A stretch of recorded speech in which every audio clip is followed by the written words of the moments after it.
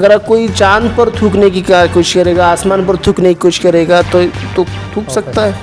तो उसी के वापस मुंह पे पड़ रहा है और उसी के वापस मुंह पे पड़ा हुआ है। स्मृति ईरानी जो है गैस उठा कर घूम रही थी, प्राइम मिनिस्टर मनमोहन सिंह को चूड़ियाँ भेजी थी। आज हम आपको क्या भेजें? क्या हम आपको घाघरा चोली भेजें? चूड़ियाँ की जगह हम वो भेज देते हैं आपको। बेहतर है आप वही पहन लें। इस बात का अफसोस ज़रूर है कि इन लोगों की हरकतों की वजह से हमारे मुल्क की बेइज्जती हो रही है और हमारे मुल्क में ये बहुत ज़्यादा हो रहा है, ख़ासकर मुसलमानों के ताल्लुक से ये बहुत ही ज़्यादा हो रहा है। जैसे ज्ञान पे अपनी मस्जिदों का मामला है, टीपू सुल्तान की मस्जिद आला के मामले में, ये जो गोदी मीडिया है, जो ये नालायक लोगों का मीडिया है, ये लोग जो है हिंदू मुस्लिम डिबेट चलाकर जो है ऐसी न्यूज़ों को दबाने की कोशिश कर रहे हैं। क्यों? क्योंकि वो हुकूमत के चमचे हैं। हुकूमत की चमचागिरी में वो आवाम के ख़िलाफ़ जो गलत काम हो रहा है उसको दबाना चाहते हैं। इस तरह की कोई भी हरकत अगर कोई करता है तो सड़कों पे आकर प्रदर्शन करने के से भी कहीं ज़्यादा बेहतर है कि आप उन लोगों पर कई सौ केस करें, कई हज़ारों केस करें। इतने केस करें मुल्क के हर एक हिस्से से कि इनको जो है कभी किसी भी मज़हब के ख़िलाफ़ बोलने की हिम्मत ना हो। तो इन चीज़ों को लेकर आप वो मत कीजिए। आपके नाना या आपके दादा या किसी और ने भी इस तरह की शायद की होगी। वो ज़माने का ट्रेंड था, उस वक्त चला। आज इनकी ही पार्टी के लोगों ने इन दोनों को क्या कहा? फ्रिंज एलिमेंट कहा, गुंडा कहा, नालायक कहा। इनकी ही पार्टी बीजेपी के लोगों ने कहा।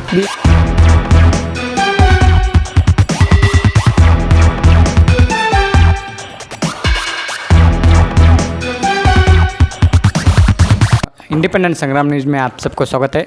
आज हमारे साथ मुस्लिम यूथ लीग के national vice president Umar Farooq नामदार है। आज उनके साथ पिछले दिन कानपुर में फरदास के वक्त IUML के MP जो मिलने गए थे, तब क्या हुआ सर? अस्सलाम वालेकुम नाज़रीन। इंडिपेंडेंट संग्राम न्यूज़ के तमाम ख़ारीन और नाज़रीन देखने वालों को मेरा सलाम और मैं शुक्र अदा करता हूँ इंडिपेंडेंट संग्राम न्यूज़ के मालिक MK नदाफ़ साहब को, जिन्होंने हमारी इस्तदा पर जो है मुसलमानों के हर मुद्दे पर हमेशा आकर जो है हमारी बात को लेने का ख़याल किया है और लोगों तक हमारी आवाज़ पहुँचाई है। अब मैं आपके सवाल पर आना चाहता हूँ नईम साहब।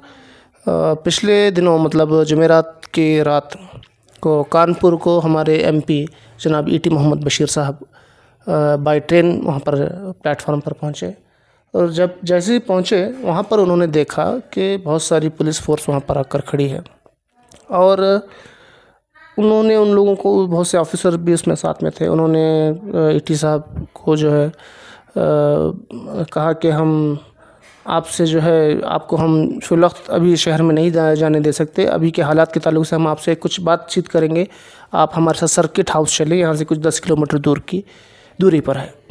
फिर वहाँ पर उन्होंने 10 किलोमीटर दूर की बताकर उनको अपनी ही गाड़ियों में जो है बिठाया और लेकर चले। लेकिन जब देखा गया ET बशीर साहब ने ये महसूस किया कि ये तो वो जगह नहीं है जहाँ पर हमें जाना चाहिए। कम से कम 30 किलोमीटर दूर अकबर नगर ये उनको लेकर गए, पुलिस डिपार्टमेंट कानपुर का। तो फिर उन्होंने जब एहतजाज किया तो और वो वहाँ पर गाड़ी उन्होंने रुकवाई, पुलिस अधिकारियों से बात की और गाड़ी रुका के वहाँ पर वो वहीं सड़क पे खड़े हो गए। वहीं पे उन्होंने धरना दिया। रात के करीबन उस वक्त 12 बज रहे थे, 12 बजे उनको डिटेन किया गया है और उनके साथ हमारे मोहम्मद अली बाबू नेशनल एग्जीक्यूटिव मेंबर भी थे और कोया साहब थे और उनका स्टाफ भी मौजूद था MP साहब का। इन तमाम लोगों को बिल्कुल भी जो है किसी भी तरह का पुलिस डिपार्टमेंट की तरफ से कोई भी किस्म की सहूलत नहीं दी गई कि जाकर वो क्यों गए थे। कानपुर में जो हालात हुए थे, जो नूपुर शर्मा और नवीन जिंदल की तरफ से जो गलत किस्म के बयानात आए थे हज़रत मोहम्मद सल्लल्लाहु अलैहि वसल्लम के ख़िलाफ़, इसके लिए उन लोगों ने एहतजाज किया। और जब एहतजाज किया तो कुछ वहाँ पर हिंसा हुई, कुछ पथराव वगैरह के मामले हुए, लेकिन वहाँ पर बहुत सारे बेकसूर लोगों को अरेस्ट किया गया, ऐसी न्यूज़ें आ रही थी। तो इन ख़बरों को सुनने के बाद एटी मोहम्मद बशीर साहब MP साहब ने जो है फ़ैसला किया कि कानपुर हमें जाना चाहिए, वहाँ के हालात को देखना चाहिए कि कौन लोग जो हैं इसमें बेकसूर जो है उन जो फंसे हुए हैं, जिनको जेल में डाला गया है, उनकी क़ानूनी मदद करने के लिए वो जा रहे थे। वो कोई किसी और पार्टी के हैदराबादी पार्टी वालों की तरह ऐसे बयानबाजी करने के लिए नहीं जा रहे थे कि भाई दो गुटों में कोई वो झगड़ा लगा देंगे, या ना ही ऐसा कोई उनका रिकॉर्ड है। कई ज़माने से वो जो है पार्लियामेंट में 20 साल से वो पार्लियामेंटेरियन हैं, MP हैं, केरला से आते हैं। उनके अलावा भी हमारे और 3-4 MPs हैं केरला और तमिलनाडु से। कभी आप हिस्ट्री, आप तारीख़ निकाल कर देख लीजिए हमारे MPs और MLAs की, आज तक किसी एक भी MLA MPs ने या हमारे कारपोरेटर्स ने जो नागपुर से आते हैं, जो MP से आते हैं, जो उत्तर प्रदेश से आते हैं, कभी किसी ने आज तक एक लफ्ज़ भी जो है किसी मज़हब के ख़िलाफ़ कहा हो। हमारा कोई ऐसा रिकॉर्ड नहीं है, ना ही हमारे MP साहब का है। इसके बावजूद ऐसा कोई जब ट्रैक रिकॉर्ड नहीं है, तो एक MP लोगों के ज़रिए से चुना गया MP, उनको शहर में लोगों से मिलने नहीं दिया जा रहा। और वो शहर नहीं जा रहे थे, बल्कि वो जेल को जा रहे थे। जेल में जो लोग बंद थे उनसे जो है उनकी क़ानूनी मदद करने के लिए जा रहे थे। शहर में तो उस वक्त 144 था, लेकिन कानपुर की जेल में जाकर वो लोग उनसे मुलाकात तो कर ही सकते थे। जेल अथॉरिटीज़ को भी उन्होंने बताया हुआ था कि हम आ रहे हैं, हम लोग उन लोगों से मिलना चाह रहे हैं जिन लोगों को गिरफ़्तार किया गया।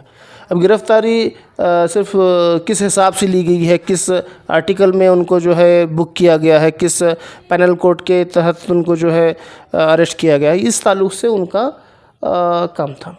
और ये बात समझ में नहीं आ रही कि ऐसा क्या वहाँ पर हुआ है, या ऐसा उन लोगों पर क्या जुल्म हुआ है कि पुलिस उसको छुपाना चाहती है, या यूपी गवर्नमेंट उसको छुपाना चाहती है। कुछ तो ऐसा गलत हो रहा है वहाँ पर कि ये लोग जो है जनता के प्रतिनिधियों को जाकर मिलने नहीं दे रहे।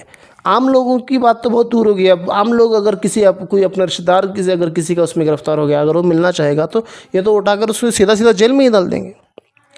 ऐसे हालात अगर हो रहे हैं हमारे मुल्क में, तो हम तमाम लोगों को सोचना पड़ेगा कि मौजूदा हुकूमतें जो है वो आवाम के ख़िलाफ़ काम कर रहे हैं।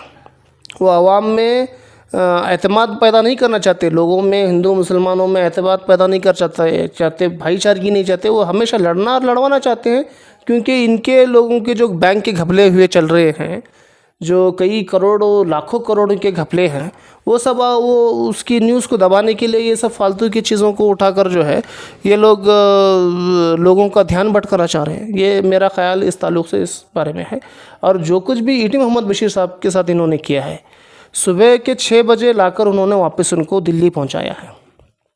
तो ये सोचने की बात है कि एक MP को इन लोगों ने मिलने नहीं दिया, और ऐसा क्या गलत चल रहा है, ऐसा कुछ तो गलत हो रहा होगा कि इन लोगों को मिलने नहीं दिया जा रहा है। और एक MP को वापस भिजा रहे हैं, पूरे पुलिस के बंदोबस्त में लाकर उनको वापस दिल्ली उनके घरों को लाकर छोड़ा जा रहा है। तो ये तो एक बहुत ही नाइंसाफ़ी की बात है, क्योंकि वो लोगों का कोई ऐसा ट्रैक रिकॉर्ड नहीं है कि लोग जो है किसी किस्म की गलत कार्रवाई कभी इन्होंने की होगी। सर, आप भी मुस्लिम लीग के MP जो है वो कानपुर जेल को मिलने वक्त पुलिस नहीं छोड़े सर उनको। मुस्लिम लीग MP को अत्तात नहीं छोड़े क्या? अभी दूसरे हम किनको नहीं छोड़ रहे सर? ये ताल्लुक़ से जो है कहा गया है कि 144 वहाँ पर लगा हुआ, क्योंकि अभी मामला मुस्लिमों का चल रहा है। उसके बारे में कि मुस्लिम लीग के MP जो गए ना, इसलिए मुस्लिम का भी अभी मामला ज़्यादा हो सकता है, कर को नहीं छोड़े रहे सर। ज़्यादा हो सकता है का मतलब ये नहीं, वहाँ पर सिटी में नहीं जा रहे थे। सिटी में तो 144 था, लेकिन वो किसको मिलने जा रहे थे? उन लोगों को मिलने जा रहे थे जिनको डिटेन किया गया था पहले उस मामले में। तो फिर उनसे मिलने में क्या हर्ज है? मैं ये पूछता हूँ कि उनसे मिलने में क्या हर्ज है? उनके लिए क़ानूनी मदद पहुँचाना में क्या हर्ज है? क़ानून तो एक मर्डर के केस में गए हुए आदमी को भी जो है क़ानून हमारा इस बात की जाती है कि वो अपना वकील कर सके। ये लोग तो एक मामूली कोई पथराव वगैरह के केस में गए हैं, या उनका कुछ है, उन्होंने कोई देशद्रोही थोड़े ना काम किया है। यहाँ तक कि देशद्रोह करने वाले आदमी को भी हमारे मुल्क का कानून वकील प्रोवाइड करता है।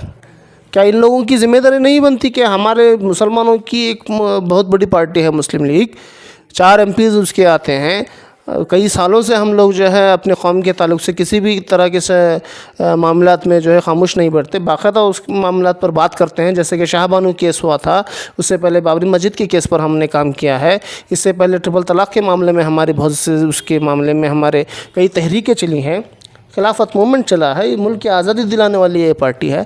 ऐसे पार्टी के लोगों को अगर ये लोग रोकते हैं तो ये बहुत बड़ी नाइंसाफ़ी है। ये लोग उन लोगों के साथ नाइंसाफ़ी है जो लोग वहाँ पर जेल में गए हैं। उनको पता है उनके लिए अगर कोई मदद करने के लिए आ रहा है तो फिर कौन मदद करेगा? जनप्रतिनिधि का ही तो काम होता है कि वो लोगों की मदद करे। वो इसीलिए तो वहाँ पर गए थे। सिटी में जाकर अगर किसी से मिलते हैं तो वो शायद मामला गलत होता है, लेकिन वो तो जेल को जा रहे थे ना मिलने के लिए, और जेल के लोगों को बताया गया था, इसीलिए तो उनको मालूम पड़ा कि पुलिस वालों को कि ये लोग मिलने आ रहे हैं। हो सकता है कि उनके साथ वहाँ पर बहुत ज़्यादा जुल्म हुआ है, उनके साथ उनको बहुत मारा गया हो, जिन लोगों को जेल में डाला गया है, या उनकी तरह उनको कुछ बहुत ज़्यादा चोटें पहुँची हुई हो। पुलिस के ज़रिए से ऐसे बहुत सारे केस मालूम हुए हैं कि जब डिटेन किया गया या कभी किसी इस मामले में किसी को अरेस्ट किया गया है तो रातों रात वो उनको 3rd डिग्री वगैरह की इस्तेमाल की वजह से बहुत से लोग मारे भी गए हैं। ऐसे केस यहाँ पर हमारे कर्नाटक में भी हुए हैं। नूपुर शर्मा और नवीन जिंदल ने जो पैगाम किए है उसके बारे में आपका राय क्या है सर? देखिए, राय इस ताल्लुक़ से मेरा भी राय हो या मेरी पार्टी की राय हो या दुनिया में रहने वाले किसी भी मुसलमान और कोई भी सेकुलर इंसान जो हर एक की मज़हब की इज़्ज़त करता है, इसके लिए ये बहुत ही कंडेम करने वाली बात होगी। इस पर हम सबका एतराज़ है। हम लोग सख्त अल्फाजों से इससे कंडेम करते हैं। क्यों? क्योंकि पैगम्बर इस्लाम सल्लल्लाहु अलैहि वसल्लम ने दुनिया भर को एक पैगाम अमन दिया है। दुनिया में बड़ी बड़ी जो जंगें हुई हैं वो पैगम्बर इस्लाम सल्लल्लाहु अलैहि वसल्लम से पहले हुई हैं। उनके बाद का जब ज़माना है अरब दुनिया में, उन्होंने ऐसे अरब जो सिर्फ़ बकरियां चराना और ऊँट चराना जानते थे, जिनमें कोई तहज़ीब नहीं थी, वो जो बच्चों को पैदा होते ही लड़कियों को पैदा होती ही क़त्ल करने वाली कौम थी, ऐसी कौम को सुधारने वाले नबी हैं। पूरी दुनिया में अमन लाने वाले नबी हैं। दुनिया में पहली मर्तबा ह्यूमन राइट्स की बात करने वाले हमारे नबी हैं। दुनिया में पहली मर्तबा एनिमल राइट्स की बारे में बात करने वाले हमारे नबी हैं। ऐसे पैगंबर, ऐसे नबी, ऐसे अमन वाले नबी को अगर ये लोग बदनाम करने के वाले अल्फाज इस्तेमाल करते हैं, गलत किस्म के अल्फाज अगर इस्तेमाल करते हैं, तो ये उनकी लाइल्मी ही नहीं, उनकी जहालत है। नूपुर शर्मा हो या प्रवीण जिंदल हो या बीजेपी का कोई भी आदमी हो, कोई भी इंसान दुनिया का क्यों ना हो, अगर वो पैगम्बर इस्लाम पर कोई अल्फाज गलत इस्तेमाल करता है तो उनकी शान तो कुछ ख़त्म होने वाली नहीं है, वो घटने वाली नहीं है। क्योंकि उनके चाहने वाले, उनको मानने वाले इस दुनिया में 2 अरब लोग हैं, 200 करोड़ लोग हैं, 200 करोड़, और वो दिन ब दिन उसकी तादाद भी बढ़ रही है। इन लोगों के कुछ बोलने से फ़र्क तो नहीं पड़ने वाला, लेकिन लोगों के जज्बात तो ख़राब हो रहे हैं। और हमारी हुकूमत का ये फ़र्ज़ बनता है कि अगर इस तरह की कोई काम होता है, कोई इस तरह का कोई काम करता है, किसी भी मज़हब वाल के रहनुमा पर अगर वो गलत अल्फाज में उन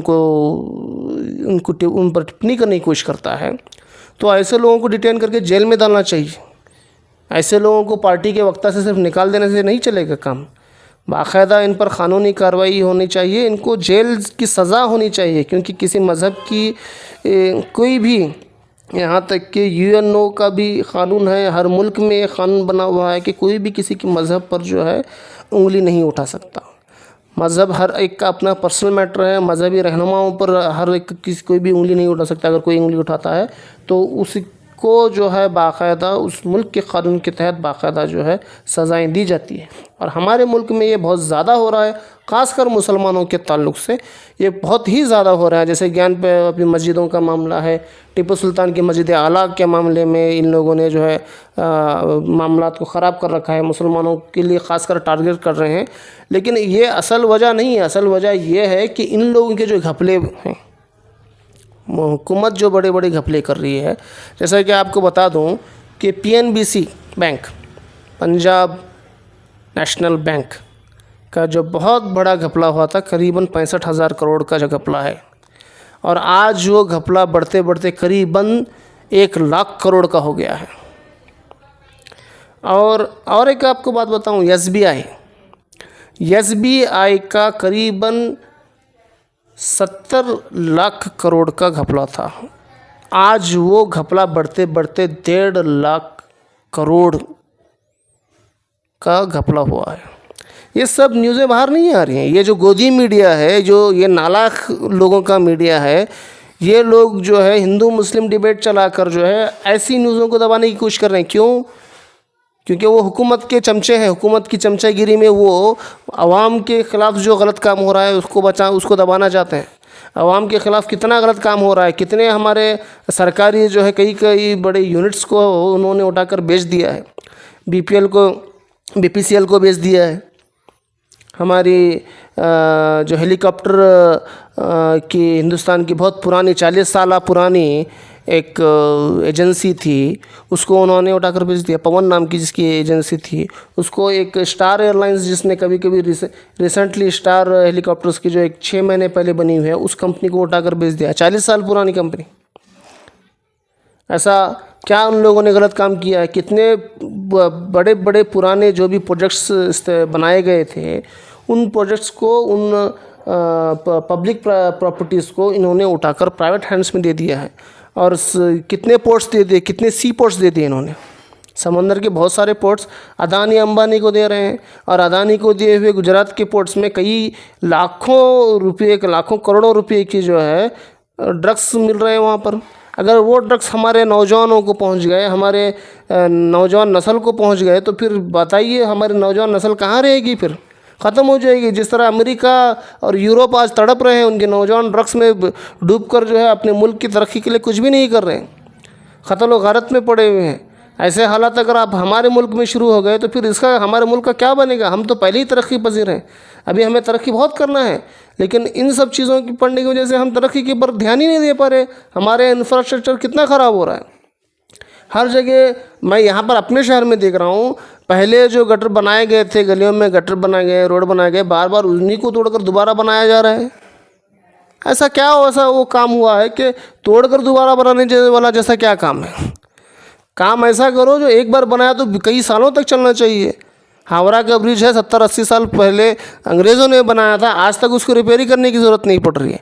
और यहाँ के हमारे गटर की नालियाँ जब बनाए कर कोई 6 महीने, 1 साल, 2 साल नहीं हुए होते, आकर उसको फिर तोड़कर दोबारा बनाया जा रहा है।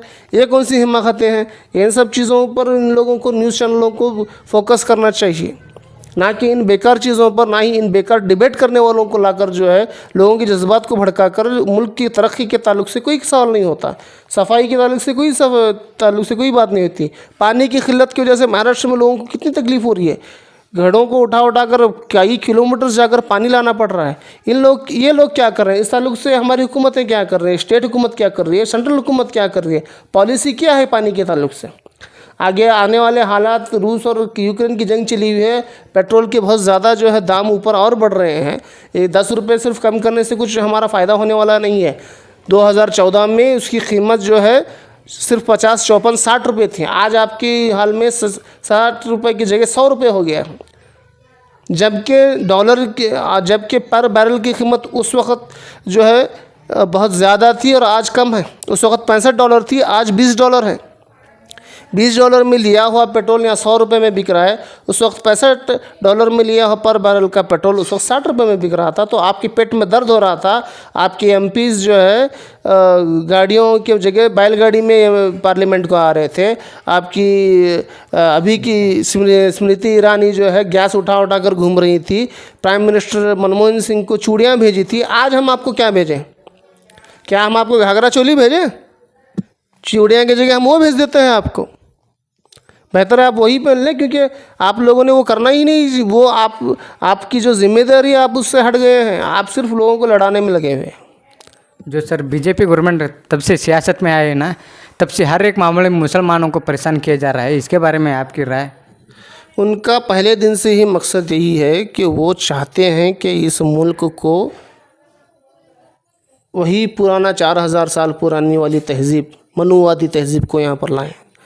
आरएसएस का, बीजेपी का और जितने भी इस तरह के राइट विंग्स के जो भी पार्टीज़ हैं, इनका यही मकसद है। वो इस मुल्क में सिवाय मनुवादियों के अलावा किसी और को रहना नहीं देना चाहते। और दलितों को उन लोगों ने इस्तेमाल किया है, उनका इस्तेमाल कर रहे हैं। जहाँ जहाँ आप बहुत से मिसालें देख लीजिए। पिछले ही दिनों बिहार में, यूपी में शादी के वक्त दूल्हे को जो है, एक दलित दूल्हे को घोड़े पर बैठने नहीं दिया गया। ये मानसिकता रखने वाले ये लोग हैं। मुसलमानों के ख़िलाफ़ ये इसलिए ज़्यादा क्यों कर रहे हैं? क्योंकि मुसलमान ही एक अकेली कौम है जो किसी भी किस्म की नाइंसाफ़ी के लिए बहुत जल्द खड़ी हो जाती है।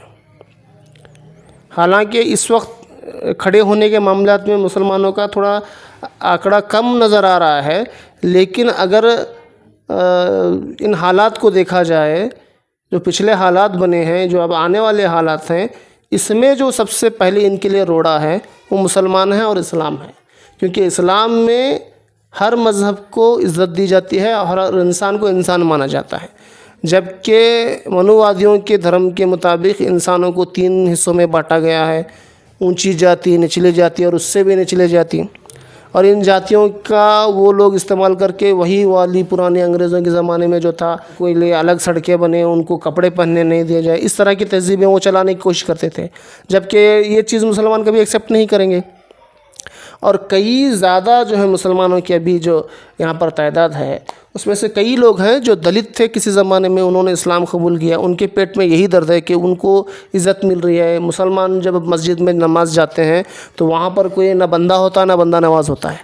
नौकर हो, मालिक हो, कितना बड़ा साहूकार क्यों ना हो, कितना बड़ा मुल्ला मौलवी क्यों ना हो, वो जब नमाज के लिए खड़े हो जाते हैं तो एक ही सफ़ में हर एक हिसाब से ठहरता है। कोई गरीब है करके उसको पीछे नहीं भेजा जाता, या कोई अमीर है करके उसको आगे नहीं भेजा जाता। उन चीज़ों को,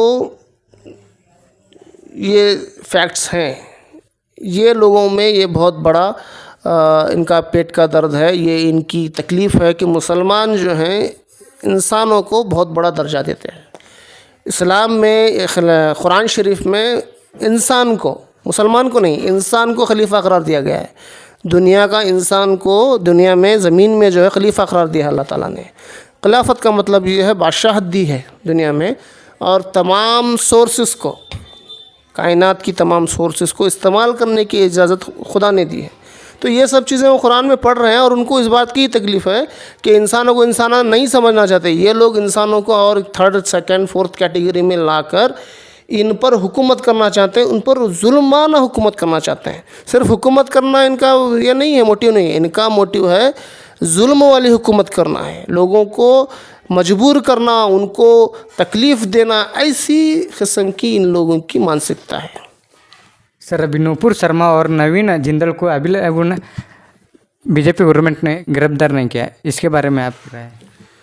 अभी लोगों नेताओं को प्रोटेस्ट कर रहे, सब तरफ ये हो रहा है। अरे तो बीजेपी गवर्नमेंट अभी लोगों ने गिरफ्तार नहीं किया, यही तो नईम साहब हम बोलना चाह रहे हैं, आपके चैनल के माध्यम से, आपके चैनल के ज़रिए से लोगों को बताना चाह रहे हैं कि ये दोहरा मियार है इन लोगों का। एक एमएलए आते हैं गुजरात से, इनका नाम है जिग्नेश मेवानी। इन्होंने 2012 में या 13 में कुछ उनका एक ट्वीट था या कुछ फेसबुक का कोई पोस्ट थी, उसके मामले में आसाम की पुलिस ने उनको गिरफ्तार किया, एक मामूली सी ट्वीट पर।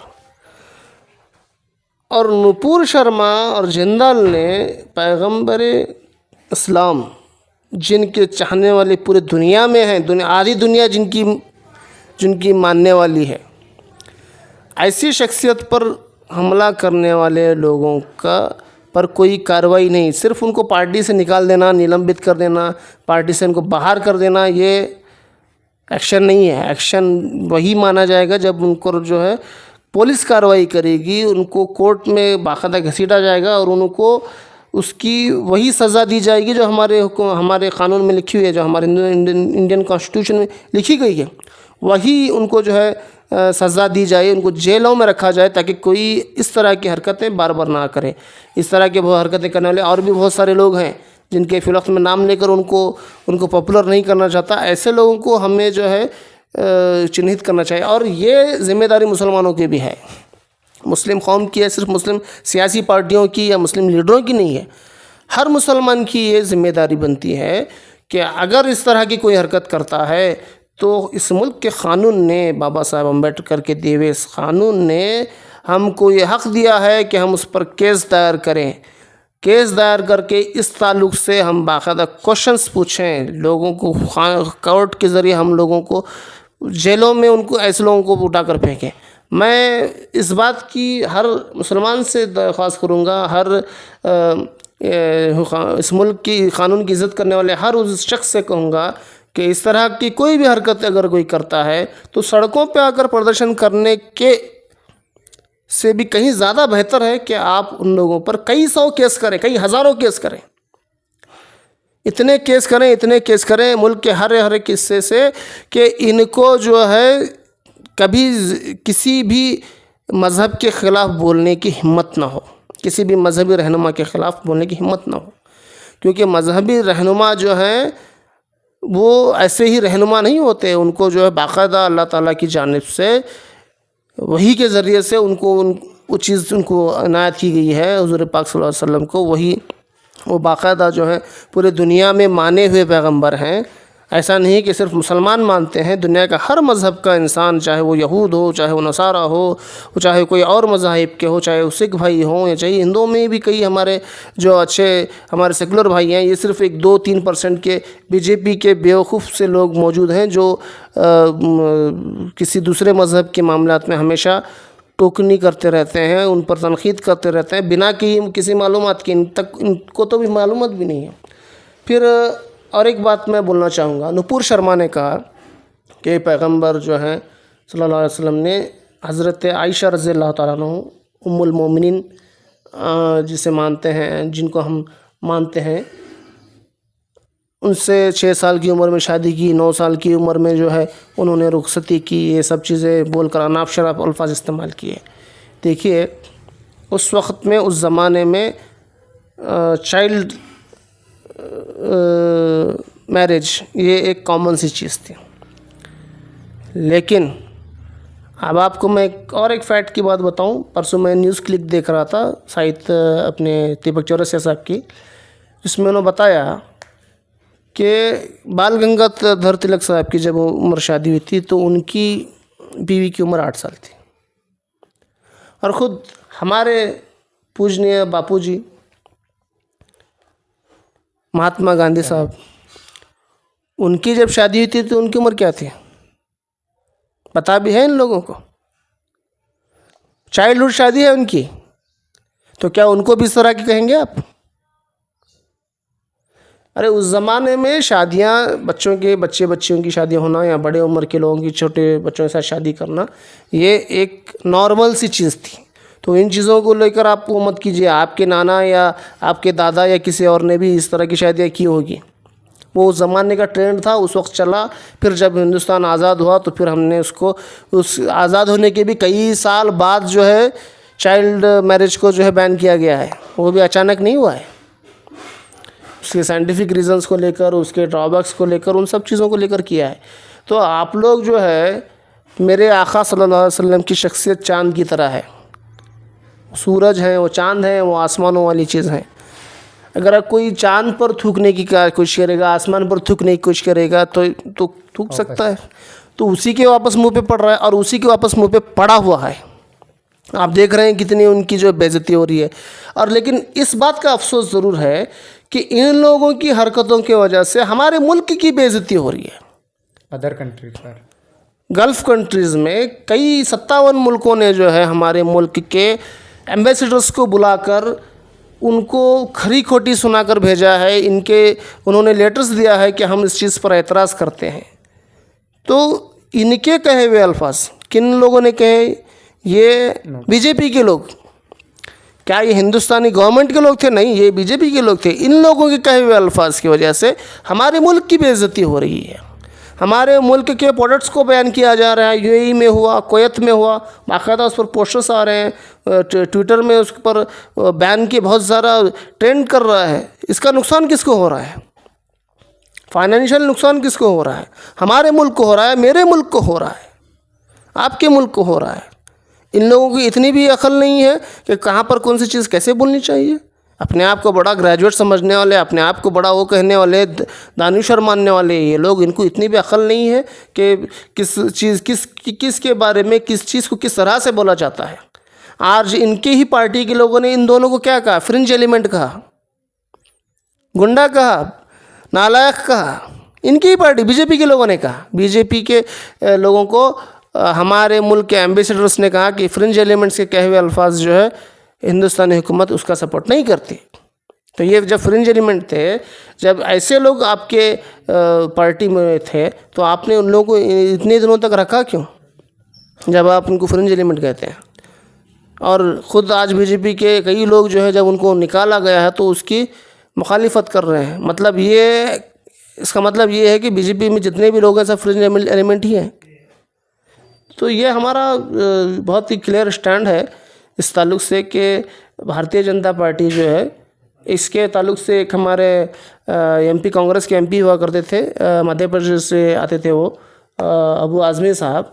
इन्होंने एक बार कहा था, यहाँ पे एक हाशमी मदरसे का इनाग्रेशन में आए हुए थे, इन्होंने कहा कि भारतीय जनता पार्टी जो है, बीजेपी जो है वो भारत जलाओ पार्टी है और बहुत झूठी पार्टी है। उन्होंने एक्सप्लेनेशन किया था और ये उनके कहे हुए अल्फाज करीबन 7-8 साल पहले पुरानी बात है, इन्होंने कहा था। तो ये हूबहू वही चीज़ सामने दिख रही है कि ये हर जगह झूठ बोल रहे हैं, आंकड़े झूठ दे रहे हैं, तादाद क्वांटिटी नंबर्स झूठ दे रहे हैं। झूठ ही इनका काम है, झूठ ही इनका नाम है। बस इससे ज़्यादा मैं इनके ताल्लुक़ से कुछ नहीं कह सकता।